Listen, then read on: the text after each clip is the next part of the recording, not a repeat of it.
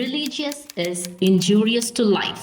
மது நாட்டுக்கும் வீட்டுக்கும் உடலுக்கும் கேடு. ஆனால் மதம் வாழ்க்கைக்கே கேடு.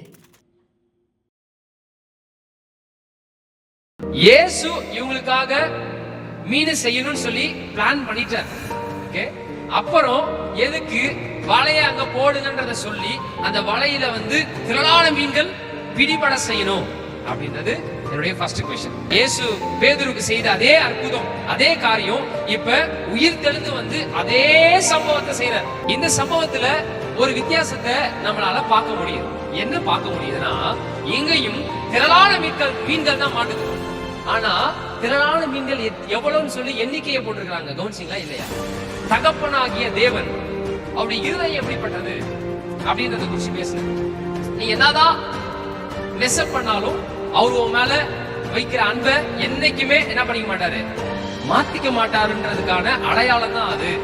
பேதுரு எந்த லெவல்ல ஜீசஸ ஹர்ட் பண்றதுக்கு ட்ரை பண்ணாலும் இல்ல, அவரை ஹர்ட் ஆகாம I still choose to love you, நீ என்ன சொதப்பு பண்ணி என்னை எவ்வளவு காயப்படுத்துற மாதிரி பண்ணாலும் நான் உன்னை நேசிக்கிறத மட்டும் தான் சூஸ் பண்ணுவேன் அப்படின்றதா அப்பா உன்னுடைய இருதயம்.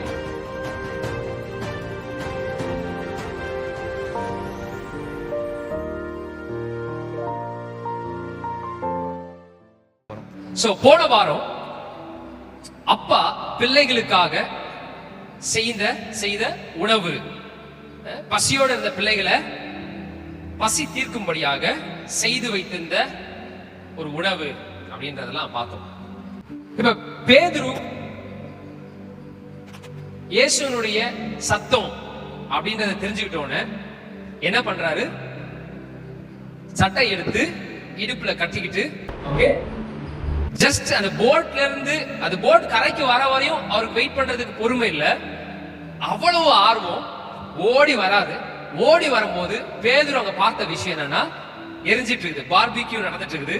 அந்த பார்பிக்யூல மேல என்ன இருக்குது, ஃபிஷ் இருக்கு. பார்பிக்யூ பண்ணிட்டு இருக்கிறாரு யாரு? ஜீசஸ் ஹிம்செல்ஃப், இயேசுவே பார்பிக்யூ பண்ணிட்டு இருக்கிறாரு அப்படின்றத பார்த்தோம். சோ இந்த இடத்துல தான் ஒரு சில விஷயத்தை ஃபர்ஸ்ட் நான் கேள்விகளா வைக்க விரும்புறேன். ஓகே, ஏன்னா கேள்விகள் கேட்கும் போது இதுல இருக்கிற ரகசியங்களை நம்மளால கற்றுக்கொள்ள முடியும் அப்படின்னு நான் நினைக்கிறேன். என்ன கேள்வி அப்படின்னா, இயேசு பிள்ளைகள் மேல இவ்வளவு அக்கறையா இருக்கிறார். அதுவும் எப்படிப்பட்ட பிள்ளை? இந்த பிள்ளை தந்தை எல்லா வகையிலையும் அபியூஸ் பண்ணிருக்கு, கெட்ட வார்த்தையை பேசி அபியூஸ் பண்ண பிள்ளைக்கு அக்கறையோட மீனை என்ன பண்றாரு, பொறிச்சு வச்சிருக்கிறாரு அப்படின்றத பார்த்தோம். ஆனா என்னுடைய கேள்வி என்னன்னா, இப்ப அவர் கரையில இருக்கிறாரு, இவங்க எல்லாம் வலையில மீனை போட்டுக்கிட்டே இருக்கிறாங்க. ஆனா இவங்களுக்கு என்ன மாட்டல, மீன் மாட்டலன்றது யாருக்கு தெரியும்? பேசுங்களா, யாருக்கு தெரியும்? இயேசுக்கு தெரியுமா தெரியாதா? தெரிஞ்சிட்டோன்னு தெரிஞ்சதுனாலதான் அவர் என்ன பண்றாரு, வலைய இந்த சைடு போடு அப்படின்றாரு. ஓகேவா? சோ போட்டோட அவங்களுடைய வலையில என்ன மாட்டுச்சு? கேளுங்க, கேள்விக்கு பதில் சொல்லல. என்ன மாட்டுச்சு? மீன் மாட்டுச்சு, திரளான மீன் மாட்டுச்சு. ஓகே, சோ திரளான மீன் மாட்டிச்சு. ஆனா இக்கரைக்கு வரும்போது இயேசு அவங்களுக்காக என்னதான் பண்ணி வச்சிருக்காரு, மீன் பண்ணி வைத்திருக்காரு சாப்பிடுறதுக்கு. ஓகேவா? சோ என்னுடைய ஃபர்ஸ்ட் क्वेश्चन என்னன்னா, இயேசு இவங்களுக்காக மீன் செய்யணும்னு சொல்லி பிளான் பண்ணிட்டார். ஓகே, அப்புறம் எதுக்கு வலையை அங்க போடுங்கன்றத சொல்லி அந்த வலையில திரளான மீன்கள் பிடிபட செய்யணும் அப்படின்றது என்னுடைய ஃபர்ஸ்ட் क्वेश्चन. இருக்கா? புரியுதா? லாஜிக்கா இருக்கா? என் क्वेश्चन லாஜிக்கா இருக்கா? நம்ம கேட்கறது கரெக்டா கேட்கிறேனா, இல்ல கோளாரா கேட்கிறேனா, இல்ல முட்டாள்தனமான கேள்விங்க அப்படின்னு இருக்கா என் கேள்வி? நியாயமான கேள்வியா? இயேசு பேதுருவுக்காகவும் பேதுருவோட இருந்த சீஷர்களுக்காகவும் மீனை பொறிச்சு வச்சிருக்கணும். பிள்ளைங்க வரும்போது அவங்களுக்கு இந்த ஃபுட்டை கொடுக்கணும் அப்படின்னு ஆல்ரெடி டிசைட் பண்ணிட்டாருன்னா, எதுக்காக மீனை அந்த சைடுல போடு, மீன் கிடைக்கும் அப்படின்னு சொன்னாரு. சொன்ன மாதிரியே மீனும் கிடைச்சிச்சு, மீனை இழுத்துட்டு வராங்க.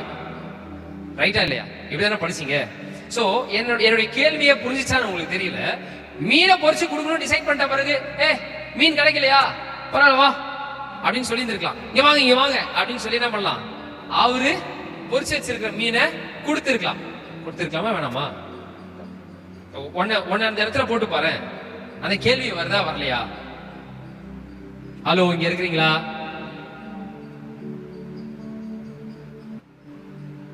இந்த கேள்வி எத்தனை பேருக்கு வந்துச்சு இதுக்கு முன்னாடி? இந்த அதிகாரத்தை படிச்சாலே எங்களுக்கு கேள்வி வரும். இதுக்குதான் இப்படிப்பட்ட கேள்வியா எழும்புன்றதுக்காக தான் என்ன பண்றது இல்ல, பைபிள் படிக்கிறதே இல்ல. அடுத்த கொஸ்டின், இரண்டாவது கேள்வி. இப்ப யோவான் பேதுரு கிட்ட அலர்ட் கொடுக்கிறார், லெஃப்ட்ல நெட்ட போடு அப்படின்னு சொல்லிட்டோன்னே போட்டாங்க, மீன் மாட்டிக்கிச்சு. உடனே யோவான் இது இயேசுன்றதை எப்படி அறிஞ்சு கொண்டார்னா, இதே மாதிரி இன்சிடென்ட் யாருடைய லைஃப்ல நடந்துச்சு, அதே எக்ஸாக்ட் டிட்டோ ஒரு இன்சிடென்ட் நடந்துச்சு யாருடைய லைஃப்ல? என்னங்க, யார் லைஃப்ல நடந்துச்சு? சத்தமா சொல்லுங்க தெரிஞ்சவங்க. 4 பேர் கேட்கற மாதிரி சத்தமா சொல்லுங்க. பீட்டர் தெரியாத உங்களுக்கு? பேதுருவ முதல் இயேசு எங்க சந்திக்கிறாரு? மீன் பிடிக்கிற இடத்துல சந்திச்சாரா? அப்ப பேதுருடைய சூழ்நிலைமை எப்படியா இருந்துச்சு? முழுதும் பிரயாசப்பட்டு ஒன்றும் அகப்படவில்லை இப்படின்னு சொன்னாரா? அப்ப ஜீசஸ் என்ன சொன்னாரு? Right, okay, I understood. உன் ஃப்ரஸ்ட்ரேஷன் எனக்கு புரியுது, உன் கடுப்பு எனக்கு புரியுது. பட் நான் சொன்னா உன்னை செய்வியா? என்னது? போ, அந்த இடத்துல நான் சொல்ற இடத்துல நீ டிராப் பண்ண நெட்ட, உனக்கு மீன் கிடைக்கும். பட் இயேசு இப்படி சொல்லும் போது, இயேசு மீனவர் கிடையாது. ஆனா பேதுரு யாரு? திறமையான மீனவர்.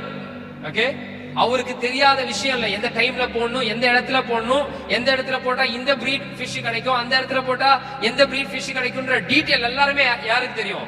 பேதுருக்கு தெரியும். ஆமேனா இல்லையா? ஆனாலும் நீர் சொல்லுகிறீர் என்று நான் என்ன பண்றேன், போடுறேன்னு போட்டான். போட்டப்ப என்ன ஆயிடுச்சு? மீன் வந்துச்சு. நான் போட்டிருக்கு, பைபிள் எப்படி போட்டிருக்கு? வலை. சொல்லுங்க அப்படி என்ன கிளிய? வலை கிளியத்தக்கதான. நெக்ஸ்ட் வலை கிளியுது, ஐயோ முடியல, மீன் எக்ஸ்ட்ரா வந்துகிட்டே இருக்கு அப்படின்னு சத்தம். போட் எடுத்துட்டு வா. உடனே அங்க ஒரு பெரிய என்ன ஆயிடுச்சுன்னா பயங்கரமான ஒரு ஆக்ஷன் உண்டாகுது. என்னடா சத்தம்? வாடா வாடா, மீன் ஏகப்பட்டது கிடைக்குது அப்படின்றோட எல்லாரும் கரையில இருந்த போட் என்ன பண்றாங்க? ஹெல்ப்புக்கு போறாங்க. போன போட் எல்லாமே நிரம்பி நிரம்பி நிரம்பி எடுத்துட்டு வராங்க. எதை? மீன். ரைட். அதே இன்சிடென்ட் தான் என்ன நடக்குது இப்ப? இயேசு உயிரோடு சரீரத்துல இந்த இயேசு ஊழியத்துல அப்படி வந்து இயேசு பேதுருக்கு செய்த அதே அற்புதம், அதே காரியம் இப்ப உயிர் தெளிந்து வந்து அதே சம்பவத்தை செய்யறார். கரெக்டா இல்லையா? அதே சம்பவம் தானே. இந்த சம்பவத்துல ஒரு வித்தியாசத்தை நம்மளால பார்க்க முடியுது. என்ன பார்க்க முடியுதுன்னா, இங்கேயும் திரளான மீன்கள் தான் மாட்டுது. ஆனா திரளான மீன்கள் எவ்வளவுன்னு சொல்லி எண்ணிக்கையை போட்டிருக்காங்க. கவனிச்சீங்களா இல்லையா? ஹலோ, ஃபர்ஸ்ட் டைம் திரளான மீன்கள் கிடைச்சிச்சு. அது என்ன முடிஞ்சிச்சா அப்படின்னா என்ன முடியல. ஒரு போட் இல்ல, இவங்க போட்டு அப்படியே சிங்க் ஆகுது, தள்ளானது. அவ்வளவு வெயிட் மீன் எடுத்து அவ்வளவு வெயிட்ல ரொம்புது. அதனால ஹெல்ப்புக்கு போட்டை கூப்பிடுறாங்க. அப்ப அந்த மீன் ஏதாவது கவுண்ட் பண்ணி இருக்க முடியுமானா என்ன பண்ணி இருக்க கூடாது? கவுண்ட் பண்ணி இருக்க முடியாது. கவுண்ட் பண்ண முடியலன்றதான் பைபிளும் சொல்லுது. ஆமேனா இல்லையா? இங்க இருக்கிறீங்களா இல்லையா? ஆனா அதே இயேசு அதே ஸ்டைல்ல இப்ப என்ன பண்றாரு? ஒரு மேட்டர் பண்றாரு. பட் இந்த வாட்டியும் திரளான மீன்கள்ன்றது பைபிள் டாக்குமெண்ட் பண்ணாலும் அந்த திரளான மீன்கள் எவ்வளவு, எத்தனை நம்பர்ன்றதை அக்யூரேட்டா சொல்லியிருக்கு. எத்தனை மீன்களா? பெரிய பெரிய மீன்கள், லார்ஜ், இங்கிலீஷ்ல இருக்கும் லார்ஜ் ஃபிஷஸ், பெரிய மீன்கள். எத்தனோடு மீன் இல்ல, பெரிய நம்ம சங்கரா மீன் இல்ல, பெரிய மீன்கள், லார்ஜ் ஃபிஷஸ் அப்படின்னு போட்டிருக்கு.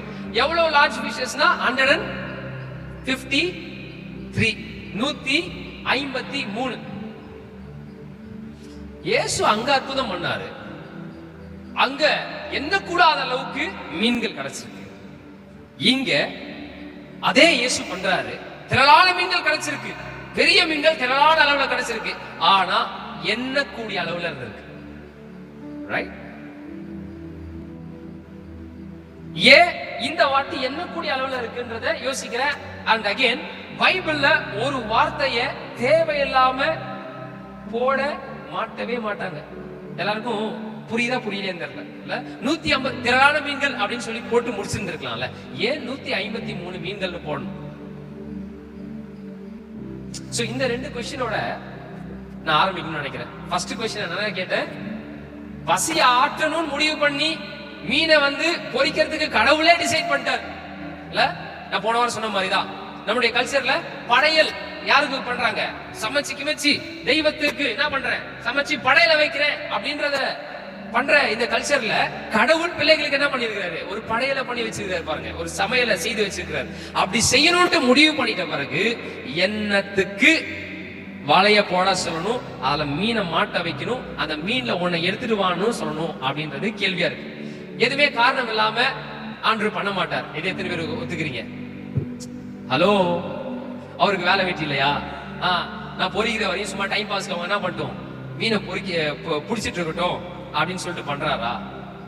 இவர் ஆல்ரெடி இங்க ஃபிஷ்ஷ பார்பிக்யூ பண்ணிட்டு இருக்கும் போது நீ புடிச்சிட்டு வந்ததுல ஒண்ணு கொடு அப்படின்ட்டு எதுக்கு கேட்கணும்? ஒருவேளை இயேசுக்கு அவ்வளவுதான் மிராக்கல் செய்ய முடிஞ்சிச்சோ, அவ்வளவுதான் சக்தி இருந்துச்சோ? இத்தனை பேர் இருக்கிறாங்க, 10 மீன் வேணும், ஆனா நம்மளுடைய சக்தியின் மூலியமா 5 மீன் மட்டும் தான் கிடைச்சிருக்குது, அதனால அவங்க எடுத்துட்டு வந்ததுல கொஞ்சம் கேட்டுக்கலாம்.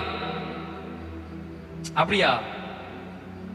வாய்க்கிலே என்ன சொல்றோம்? அவரால் செய்யக்கூடாத அதிசயமான காரியம், சத்தமா சொல்லுங்க, என்ன இல்லையா? ஒன்றுமே இல்லை. ஒன்றுமே இல்லைன்றவர் எதுக்கு ஒரு மீன் எடுத்துருவான்னு சொல்லணும். சோ இந்த 21வது அதிகாரத்துல யோவான் நிறைய மேட்டர உள்ளார, இந்த ஒரு அதிகாரத்துல அவ்வளவு விஷயத்தை உள்ளார வச்சிருக்கிறான். ஓகே, போன வாரம் நான் பேசுனது அப்பாவுடைய ஹார்ட், தகப்பனாகிய தேவன் அவருடைய இருதயம் எப்படிப்பட்டது அப்படின்றத குறிச்சு பேசினேன். நீ என்னதான் மெஸ்அப் பண்ணாலும் அவரு உன் மேல வைக்கிற அன்பை என்னைக்குமே என்ன பண்ணிக்க மாட்டாரு, மாத்திக்க மாட்டாருன்றதுக்கான அடையாளம் தான் அது. இல்ல, பேதுரு எந்த லெவல்ல ஜீசஸ வந்து ஹர்ட் பண்றதுக்கு ட்ரை பண்ணாலும் இல்ல, அவர் ஹர்ட் ஆகாம I still choose to love you, நீ என்ன சொதப்பு பண்ணி என்னை எவ்வளவு காயப்படுத்துற மாதிரி பண்ணாலும் நான் உன்னை நேசிக்கிறத மட்டும் தான் சூஸ் பண்ணுவேன் அப்படின்றதான் அப்பாவுடைய இருதயம். அததான் இயேசு என்ன பண்றாரு, டெமான்ஸ்ட்ரேட் பண்றாரு, வெளிப்படுத்துறாரு. இப்படிப்பட்டவர் தான் நம்முடைய பரமபிதா. அவரை குறிச்சு டெமான்ஸ்ட்ரேட் பண்றதுக்கு தான் இந்த பூமியில வந்த 3 வருஷமும் அதான் பண்ண, உயிர் தெரிந்து வந்துட்ட பிறகு நான் அதை காட்ட விரும்புறேன். தேவன் பிதா அப்படின்றவரு இப்படிப்பட்டவரா, நீ எவ்வளவு சொதப்புனாலும் உன்னை பார்த்து அவர் வெறுக்க மாட்டாரு, உன்னை நேசிக்க மட்டும்தான் செய்வாரு அப்படின்றத டெமான்ஸ்ட்ரேட் பண்றாரு. ஓகே, இத குறிச்சுதான் யோவான் அப்படியே எழுதுறார். நம்ம அப்பா எப்படிப்பட்டவரு புரிஞ்சுக்கோங்க, நம்ம அப்பா இப்படிப்பட்டவரு, அவர் சிங்காசனத்துல இருந்து இறங்கி வந்துட்டு நம்மளுக்காக சாப்பாடு செஞ்சு நம்ம கையில இந்த சாமி சாப்பிடுறா, பசியோட இருக்கியா செல்லோ அப்படின்னு கொடுக்கிற லெவலுக்கு இறங்கி வரவர் தான் நம்முடைய அப்பா அப்படின்றத வந்து யோவான் எழுதுறாரு. ஆனா அதை எழுதிட்டு அடுத்தது அவன் எழுதுற இடத்துல தான் நம்ம யோசிக்க வேண்டிய சில காரியம் இருக்கு. என்ன யோசிக்கணும்?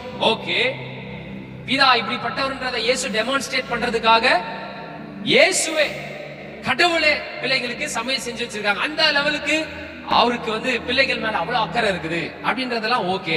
ஆனா அந்த தொடர்ச்சியா படிக்கும் போது வலைய ஏன் போட சொன்னாருன்ற ஒரு கேள்வி வருது. வலைய போட சொல்லிட்டு இயேசு அந்த வலையிலிருந்து ஒரு மீனை எடுத்துடுவான்னு எதுக்கு சொல்லணும்?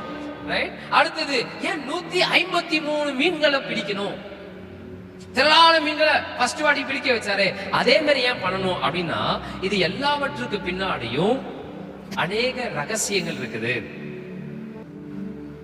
153 அப்படின்றத எதை குறிக்குது அப்படின்னு சொல்றாங்க அப்படின்னா,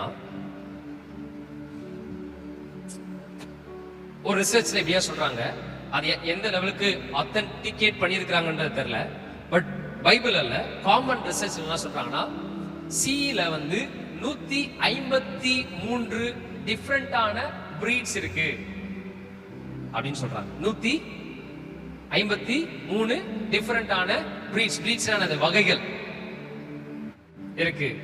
இந்த வகை அந்த வகை இருக்கு அப்படின்றத சொல்றாங்க. இப்ப நான் கேட்ட கேள்விக்கு நானே ஆன்சர் பண்றேன். என்ன கேள்வி கேட்டேன்? சமைச்சு வச்ச பிறகு எதுக்கு அவங்கள திரும்பியும் மீன் பிடிக்க வைக்கணும்? ஏன் திரும்பியும் அவங்களுக்கு சிரமம்? வாடா, பசியோட இருக்கீங்களா செல்ல குட்டிங்களா, வாங்க வாங்க வாங்க, இங்க என்ன பண்ணிருக்கேன் டாடி, உங்களுக்கு சமைச்சு வச்சிருக்கிறேன் வந்து சாப்பிடுங்க அப்படின்னு சொல்லி முடிச்சிருந்திருக்கலாமே. அவங்கள எதுக்கு மீனை பிடிக்க வைக்கணும் அப்படின்ற கேள்வி எழும்பும் போது அதுக்கு பின்னாடி என்ன ரகசியம் இருக்கு அப்படின்னா, ஆண்டவர் நம்மை குறித்து வைத்திருக்கதான நோக்கம் என்ன அப்படின்னா, நாம வாழணும், நாம அவரு செய்யறாருல, பிறரை வாழ வைக்கிறார்ல, அத நாமளும் செய்யணும்ன்றத அவர் விருப்பப்படுறாரு.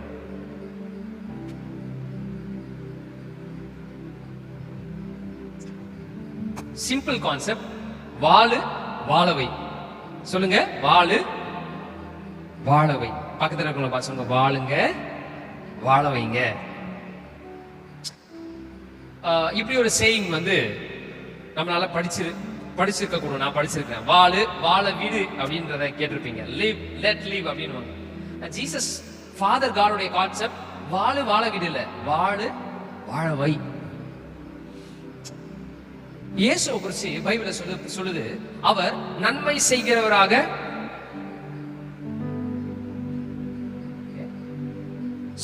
நன்மை செய்கிறவராக சுற்றி திரிகிறார். நன்மை என்ன செய்யணும்னு நினைக்கிறார்னா, ராபினை வந்து வாழ வைக்கணும்.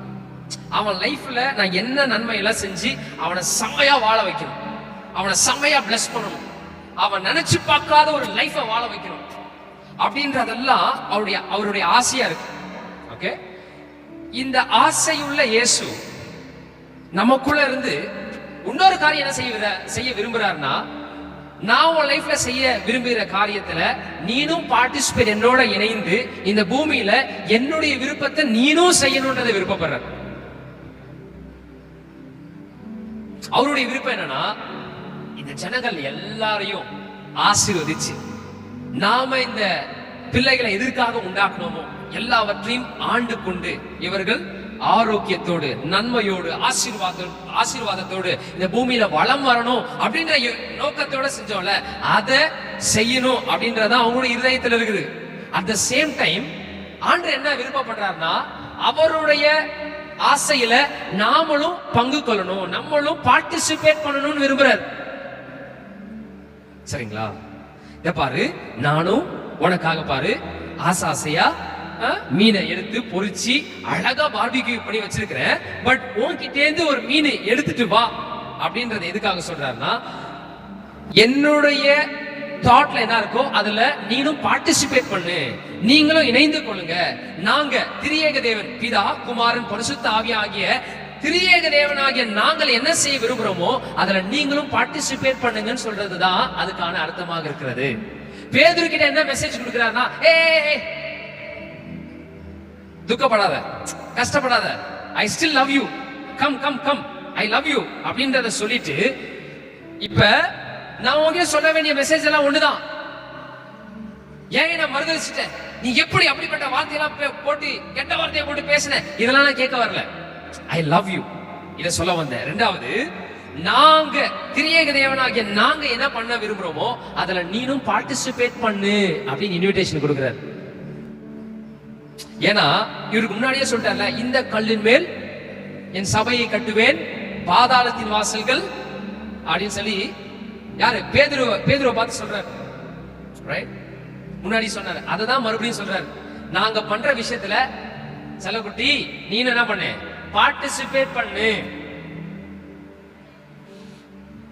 எதுக்கு ஆண்டவர் இந்த மீனை புடிச்சு எடுத்துட்டு வர சொல்றாருன்னா, இதுக்கு பின்னாடி அவர் சொல்ற மெசேஜ் என்னன்னா, பேதுருக்கும் சீஷர்களுக்கும் அவர் சொல்ற மெசேஜ் என்னன்னா, எங்களுடைய திட்டத்துல நீங்களும் பார்ட்டிசிபேட் பண்ணுங்க. எங்களுடைய திட்டம் என்ன, இந்த பூமியில இருக்கிற அனைத்து பிள்ளைகளையும் வாழ வைக்கணும். இப்ப நான் உன்னை வாழ வைக்கிற மாதிரி நீனும் எங்களுடைய திட்டத்தை செய்ய எங்களோடு இணைந்து பார்ட்டிசிபேட் பண்ணுன்னு ஜீசஸ் ஒரு மெசேஜ் கொடுக்கிறார். எத்தனை பேருக்கு புரிஞ்சிச்சுன்னு தெரியல. ஓகே, நான் கேள்விகளை கேட்கிறேன். ரைட், மீனை பிடிக்க போனாங்க, பிடிக்கல, அவங்களுக்கு சாப்பாடு செய்யற லெவலுக்கு நீங்க இறங்கி வந்துட்டீங்க, அந்த லெவலுக்கு நீங்க போயிட்டீங்க. அதுவும் உங்களை கெட்ட வார்த்தை போட்டு பேசுறவனுக்கு சாப்பாடு கொடுக்குற அளவுக்கு நீங்க இறங்கி இருக்கீங்க. Wow, you are an amazing God, amazing father. இதெல்லாம் ஓகே. எதுக்கு ஆண்டவரே அதுக்கப்புறம் உனக்கு மீனை பிடிக்கணும், அந்த மீன்ல இருந்து ஒரு மீனை எதுக்கு எடுத்துட்டு வரணும் அப்படின்னு யோசிக்கும் போது, the message is ஆண்டவருடைய திட்டத்துல நாமளும் பார்ட்டிசிபேட் பண்ணணும்னு விரும்புறாரு. ஆண்டவர் நம்மளையும் வாழ வைக்கணும்னு ஆசைப்படுறாரு. அதே நேரத்துல நம்ம மூலியமா இந்த தேசத்தை அவருடைய விருப்பத்தை நிறைவேற்ற, இந்த தேசத்திற்குள்ள அவருடைய சித்தங்களை நிறைவேற்ற நம்மளையும் இணைந்து கொள்ளணும்னு ஆசைப்படுறாரு. புரியுதா? எத்தனை பேர் புரிஞ்சிச்சு? புரிஞ்சுன சத்தமா ஒரு ஹalleluya ஹalleluya.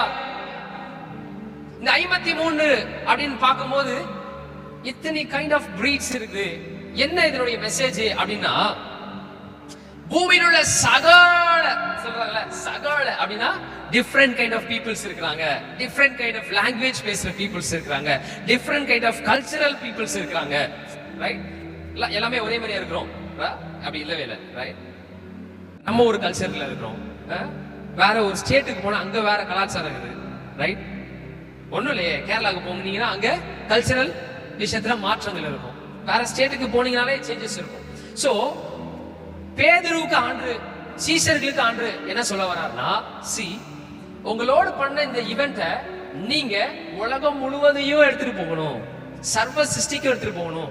உலகம் முழுவதும் போய் சர்வ சிருஷ்டிகளையும் என்ன பண்ணுவீங்க?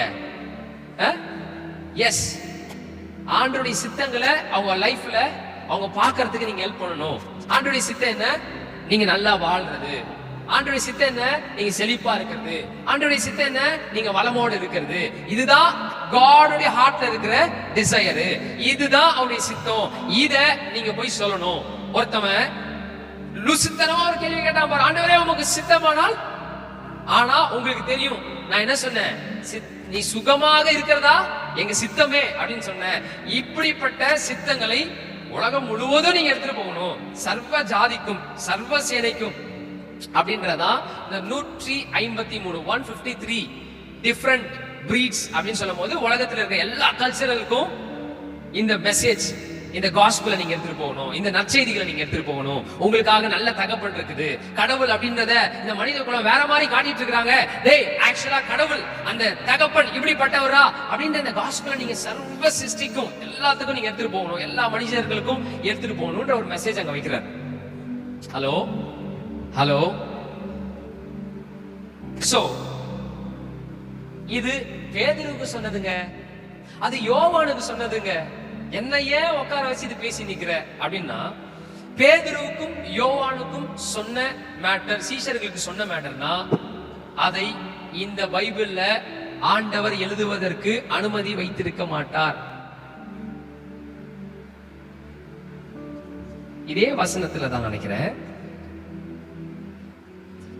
என்ன போட்டிருக்கோம் அப்படின்னா, அவர் இன்னும் அநேக அற்புதங்களை செய்தார், அதை எழுதுவதற்கு என்ன போட்டிருக்கு?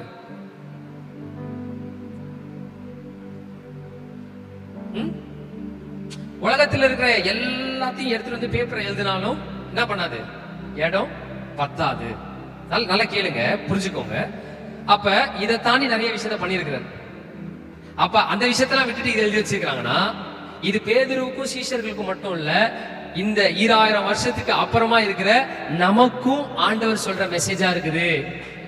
கைய தட்டி இதை ரிசீவ் பண்ணிக்கணும்ல.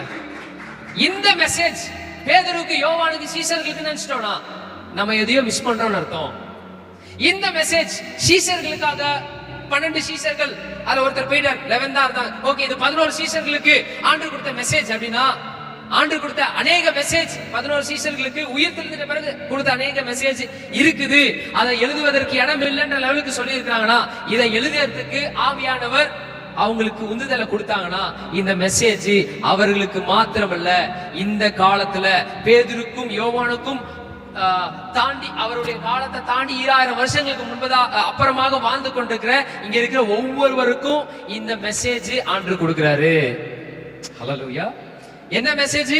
ஃபர்ஸ்ட், ஃபாதருடைய ஹார்ட் எப்படிப்பட்டது அப்படின்னா, நீ நல்லவனா இருந்தா அவர் நல்லவர் கிடையாது, நீ எப்படி இருந்தாரோ அவர் நல்லவரு. நீ சொதப்பாம சூப்பரா எல்லாத்தையும் பெர்ஃபெக்ட்டா பண்ணினா உனக்கு ஒரு பெர்ஃபெக்ட் ஃபாதரா இருப்பாரு. நீ எல்லாத்தையும் சொதப்பினா உனக்கு மோசமான ஃபாதரா இருப்பாரு. அடி, ஒரே அடி அப்படின்றது கிடையாது. பேதுருவுக்கு இப்படி பண்றாருன்னா, அதை இந்த பைபிள்ல பேதுரு 3 வாட்டி மறுதலிச்சதை எழுதி, அதுலயும் 3வது வாட்டி வீண் வார்த்தைகளை போட்டு பேசி, அப்படிப்பட்ட பேதுருக்கு ஆண்டவர் இப்படி செஞ்சாருன்றதை எழுதி இருக்கிறாரு. காரணம் என்னன்னா, அதே தேவன் அதே அப்ரோச்சோட தான் இன்னைக்கு நம்மளையும் பார்த்துக்கிட்டு இருக்கிறாரு.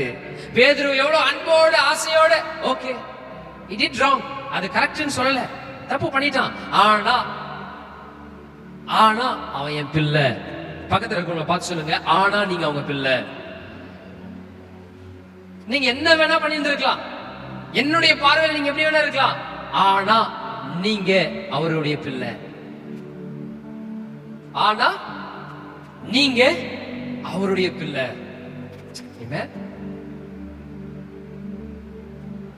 நெக்ஸ்ட், அவருடைய பிள்ளைகளுக்கு அவர் கொடுக்கிற விஷயம் என்னன்னா, அவருடைய திட்டத்துல நாமளும் பங்கு கொள்ளணும், பார்ட்டிசிபேட் பண்ணுங்க, இதுல இணைந்து கொள்ளுங்க அப்படின்னு சொல்றாரு. உடனே இணைந்து கொள்ளணும் என்ன பண்ணும்? பைபிள் எடுத்துட்டு போகட்டுமா, நான் நார்த் இந்தியாவுக்கு போகட்டுமா, அங்க போய் பிரசங்கம் பண்ணட்டுமா? No no no no no no no. என்ன ஒரு தவறான இன்ஃபர்மேஷன். ஆண்டருக்கு ஏதாவது பண்ணுனாலே அது மெசேஜ் கொடுக்கிறது, அது பாட்டு பாடுறது, அது ஊழியத்தை போய் பண்றது, இப்படி பண்றது, இதுதான் ஆண்டவருக்காக, கத்தருக்காகன்னு சொல்லி என்ன பண்றோம்? இது மட்டும் தான் கத்தருக்காக. ரோட்ல ஒருத்தவன் விழுந்து அடிபட்டு கிடக்குறான். ஓகே, அவனுக்கு இம்மீடியட்டா போயிட்டு அவனை உதவி செஞ்சு அவனை ஹாஸ்பிட்டல்ல போய் சேர்த்து அவனுக்கு வேண்டிய எல்லா விஷயத்தையும் பண்றதும் அவருடைய வேலையை தான் பண்றீங்க. ஹல்லேலூயா, புரியுதுங்களா? சோ ஆண்டவர் என்ன பண்ண விரும்புறாருன்னா, ஜனங்களை வாழ வைக்கணும், ஜனங்களை ஆசீர்வதிக்கணும். ஜனங்களுடைய மைண்ட் செட் இப்படி யோசனையில இருக்கிறாங்க. அவங்க எல்லாருடைய மைண்ட் செட்டையும் மாத்தி நாம அவங்களுக்காக என்ன செய்ய விரும்புறோம் அப்படின்றத அவங்களுக்கு புரிய வைக்கணும். பட் ரிலீஜியஸா என்ன யோசிக்கிறோம்? எப்படியாவது அவனை கூட்டிட்டு எடுத்து வந்து அவனை மதம் மாற்றிடணும். இது காடோடைய இன்ட்ரெஸ்டே இல்லை. மதத்திற்கு புறம்பாக தான் இயேசு மாடலா இருந்திருக்கிறார். இயேசு ஃபாதர் காடுக்கு மாடலா இருந்தது மாத்திரம் இல்ல, மதத்திற்கு எதிரான கடவுள் என்பதற்கு ஒரு மாடலா இருந்திருக்கிறார். இன்னைக்கு ஆண்டவருக்காக என்ன பண்ணும்? எப்படியாவது அந்த ஜனங்களுக்கு போயிட்டு சுவிசேஷத்தை சொல்லி எப்படியோ அவனை இந்துவுல இருந்து என்ன பண்ணும்? அத ஒரு சொல்லவே இல்லை.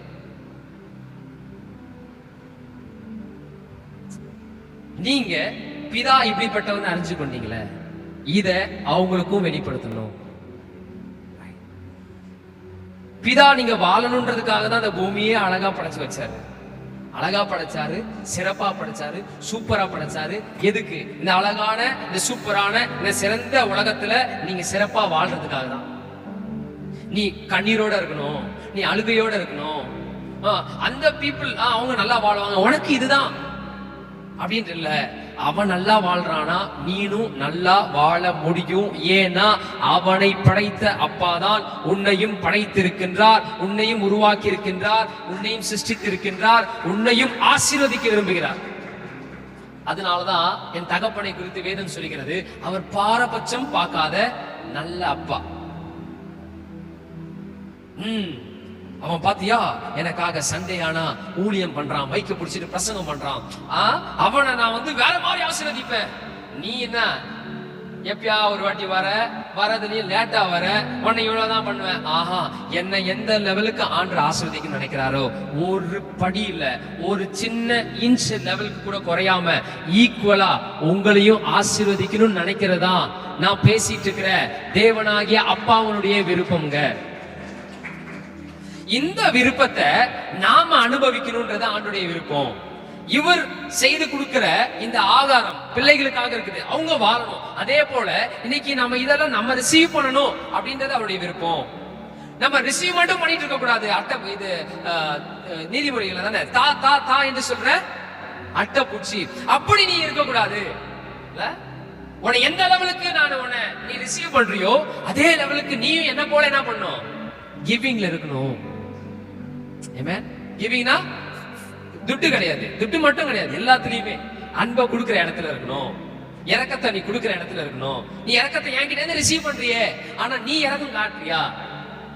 நாங்க இதெல்லாம் பண்ண விரும்புறோம், எங்க கூட நீனும் இதை பார்ட்டிசிபேட் பண்ணவா? ஆமென், ஹல்லேலூயா.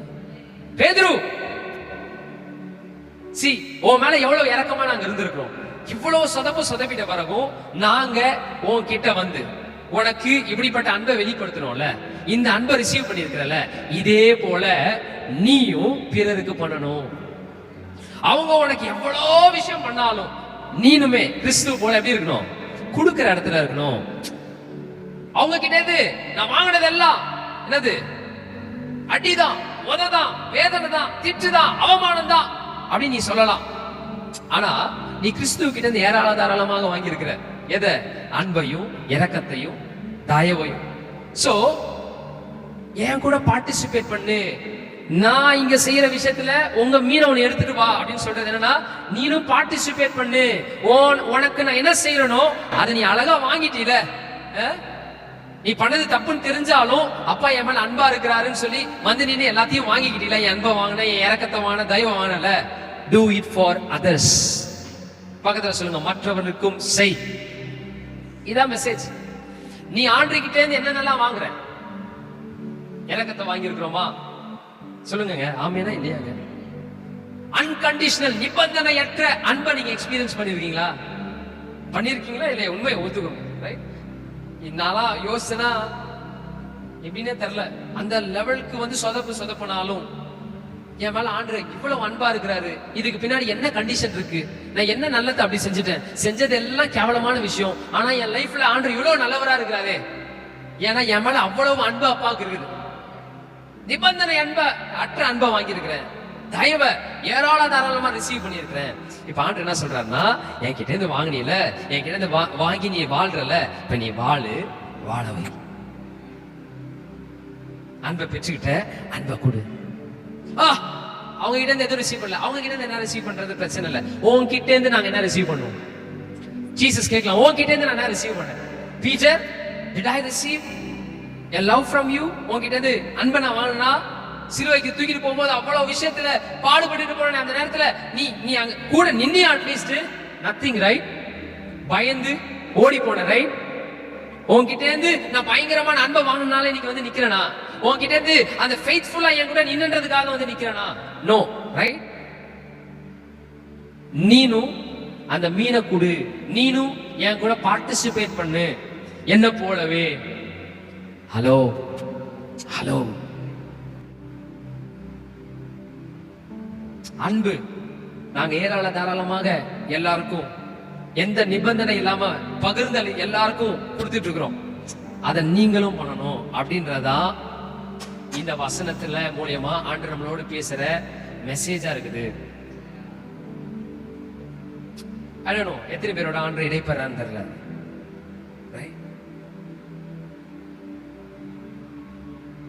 பெற்றுக்கொண்டாதான் கொடுப்பேன்னு இருக்காதீங்க. பெற்றுக்கொள்ற பீப்புள் கிட்ட தான் நான் கொடுப்பேன்னு இருக்காதீங்க. ஜீசஸ் எப்படின்னா, அவருக்கு நம்ம கிட்ட இருந்து எதுவுமே போகல, பட் ஸ்டில் அவர் கொடுக்கிற இடத்துல இருந்தார். அதே போல உங்களை கொடுக்கிற இடத்துல இருக்கணும்ன்றத அவர் விரும்புறார்.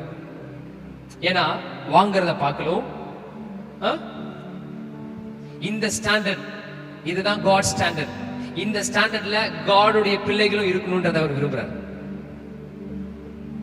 இந்த ஸ்டாண்டர்ட்ல நீ இருக்கணும்னு விரும்புறார். யார் கூட? எல்லாரும் கூடயும். Not with so called believers. எல்லாரும் கூடயும். ஜீசஸ் அந்த ஒரு லவ்வ கேரி பண்ணாரு பாருங்க. ஃபாதருக்குள்ள இருக்கிற ஒரு லவ்வ கேரி பண்ணாரு பாருங்க. எவ்வளவு ஹார்டா இருந்திருக்கும். இப்படி எல்லாம் பண்ணானே, பட் ஸ்டில் அந்த ஹார்ட்டை கேரி பண்ணிட்டு போய் பீட்டர் கிட்ட நிக்கிறார். இப்படிலாம் பேசல அப்படின்னு இல்ல, நிக்கிறார். அந்த ஹார்ட்டோட தான் நாமளும் இருக்கணும். ஏன்னா God is all about love. தேவன் என்பது அன்பு தான் இருக்கு. அன்பே தேவன். ஆமென். இந்த அன்பை எங்களோட சேர்ந்து நாங்க இதை தான் செய்ய விரும்புறோம். எங்க கூட சேர்ந்து நீங்களும் இதை பார்ட்டிசிபேட் பண்ணிக்கோங்க. பூமியை பரலோகத்தை போல ஆக்குவோம். நீங்க இதை செய்தால் பூமி பரலோகமாக மாறும் அப்படின்றதுதான் உங்களுடைய ராஜ்யம். பரலோகத்தில் நடப்பது போல உடைய சித்தம் பூமியிலும் பரலோகத்தில் அவ்வளவு லவ்டா இல்ல. அந்த லவ்வ தாண்டி வேற ஒண்ணே கிடையாது. அது இந்த பூமியில வருவதாக சொன்னீங்களே, அது உங்க மூலியமா வரணும்ன்றதுதான் நாங்க விரும்புறோம். எங்க கூட நீங்களும் பார்ட்டிசிபேட் பண்ணுங்கன்னு வெல்கம் பண்றாரு. ரைட்? No matter what. யாருக்கிட்ட இருந்து நீங்க வாங்காம இருக்கலாம், ஆனா அப்பா கிட்ட இருந்து தாராளமான அன்பை நீங்க வாங்கி இருக்கிறீங்க. நாம வாங்கி இருக்கிறோம். இத போல நாமளும் இருக்கணும். யாருக்கு? எல்லாருக்கும். பக்கத்துல பார்த்து சொல்லுங்க, எல்லாருக்கிட்டையும். ஆமென்.